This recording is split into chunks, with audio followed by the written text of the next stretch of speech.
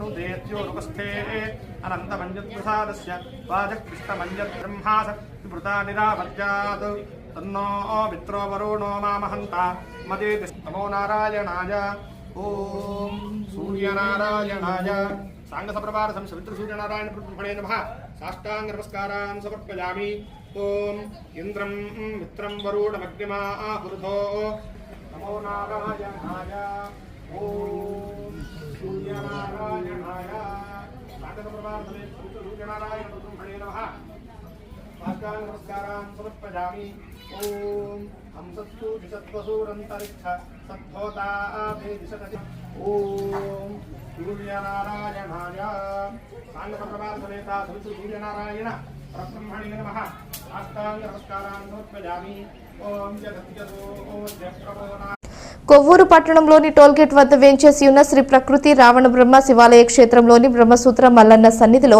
మహాశౌర్య యాగం భక్తి పారవశ్యంగా సాగుతోంది. దీనిలో భాగంగా 11వ రోజు ఆదివారం స్వామివారి సన్నిధిలో సూర్య ద్వాదశ కామ్య వ్రతం ఆచరించారు.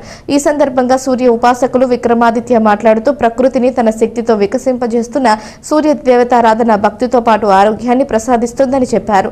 ఏ కార్యక్రమం అయినా సంకల్పంతో 12 వారాలు ఆచరించినట్లయితే ఫలితం తప్పనిసరిగా వస్తుందని చెప్పారు.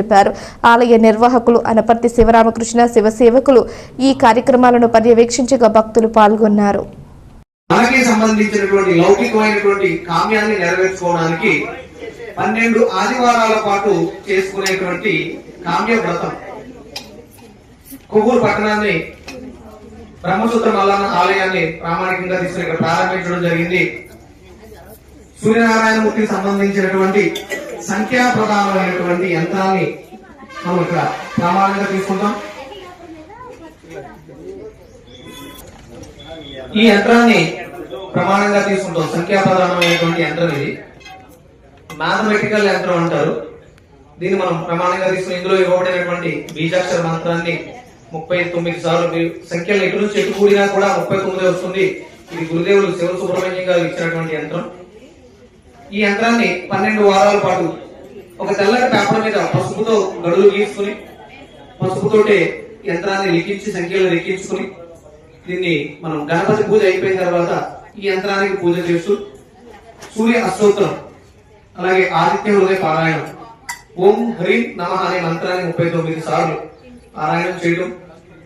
యథాశక్తి ఇవ్వగలిగితే నివేదన పరమాన్నాన్ని నివేదన ఇవ్వచ్చు. లేదంటే 12 వారాలు పూర్తయిపోయిన తర్వాత 12వ వారం ఎవరిలో వాళ్ళే చేసుకోవచ్చు.